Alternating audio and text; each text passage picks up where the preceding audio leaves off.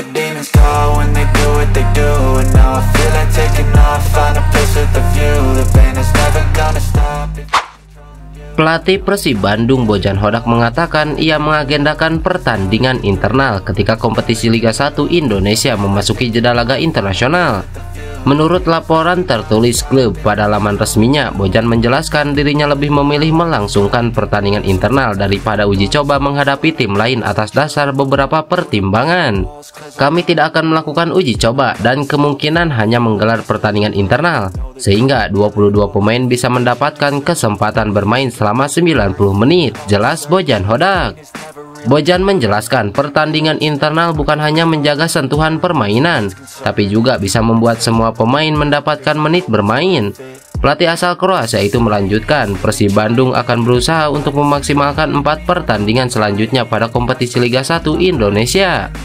Diketahui kompetisi Liga 1 Indonesia 2023-2024 akan memasuki waktu libur yang cukup panjang, ketika turnamen Piala Asia 2023 digelar pada Januari hingga Februari 2024. Timnas Indonesia turut ambil bagian pada ajang tersebut.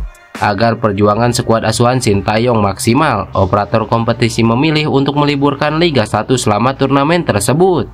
Kami akan fokus menghadapi 4 pertandingan ke depan, menghadapi Dewa United, 2 laga kandang melawan PSM Makassar dan Persik Kediri, lalu melawan Bali United sebelum waktu libur yang lebih panjang selama Piala Asia, tegas Bojan Hodak.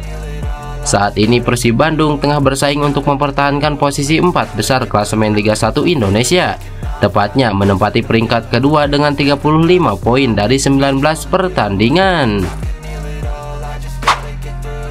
Lepi Madinda jadi salah satu pemain Persib Bandung yang ramai diperbincangkan pada bursa transfer paruh musim BRI Liga 1 2023-2024. Penampilannya bersama Persib Bandung yang cukup baik dan statusnya sebagai pemain pinjaman hingga Desember menimbulkan pertanyaan terkait masa depan Lepi Madinda bersama Pangeran Biru.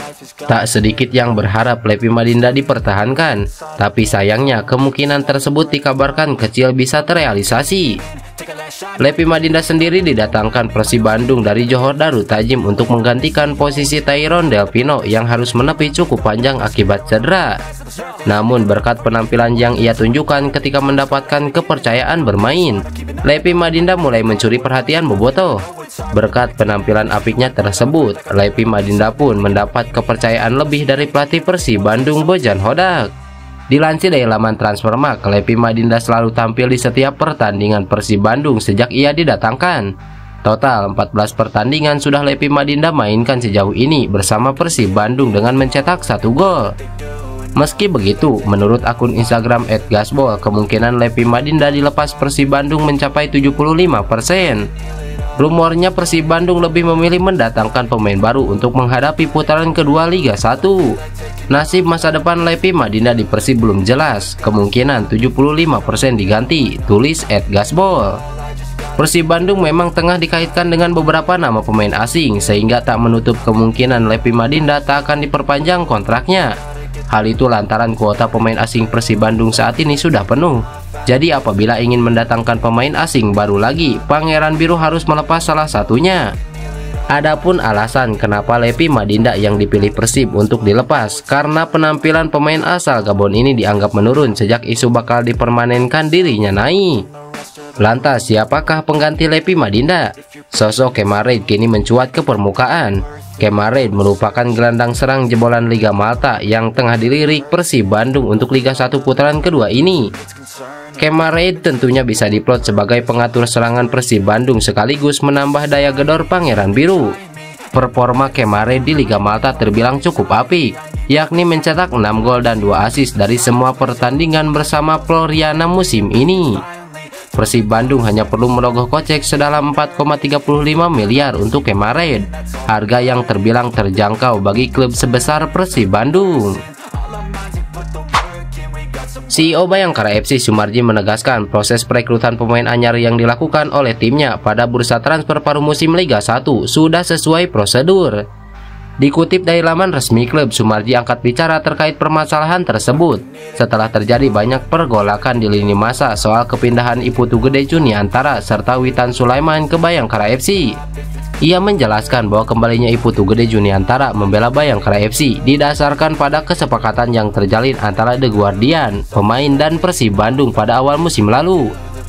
Selain itu, Sumarji juga memastikan Bayangkara FC membayarkan sejumlah kompensasi kepada Persib Bandung karena pemain asal Bali tersebut masih memiliki kontrak dengan Maung Bandung.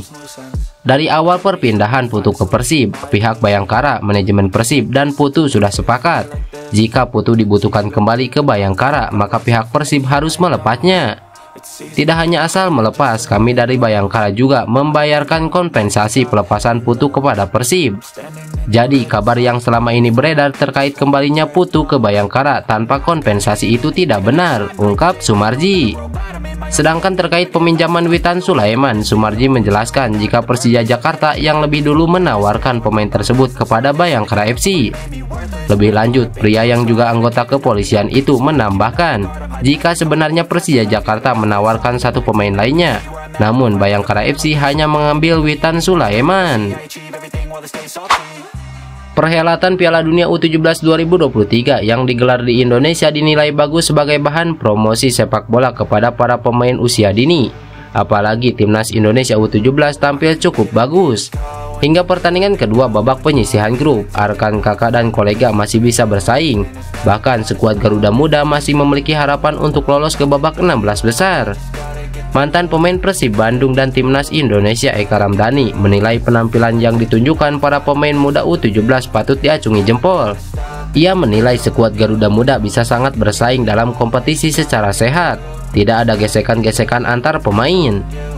Biasanya kan di usia mereka penampilannya penuh dengan emosional, jadi biasanya banyak yang emosinya terpancing saat bermain. Tapi ini berbeda, mereka bermain sangat bagus, memperlihatkan bagaimana sepak bola modern bermain, kata Eka Ramdhani.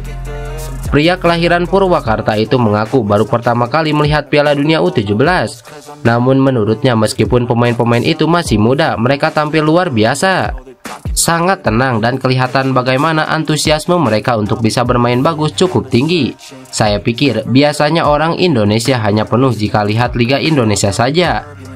Tetapi kalau lihat penampilan para pemain muda level dunia ini, tidak heran banyak orang yang penasaran dan ingin lihat langsung ke stadion, pungkas Eka Ramdhani. Lantas bagaimana menurut kalian? Tulis pendapat kalian di kolom komentar.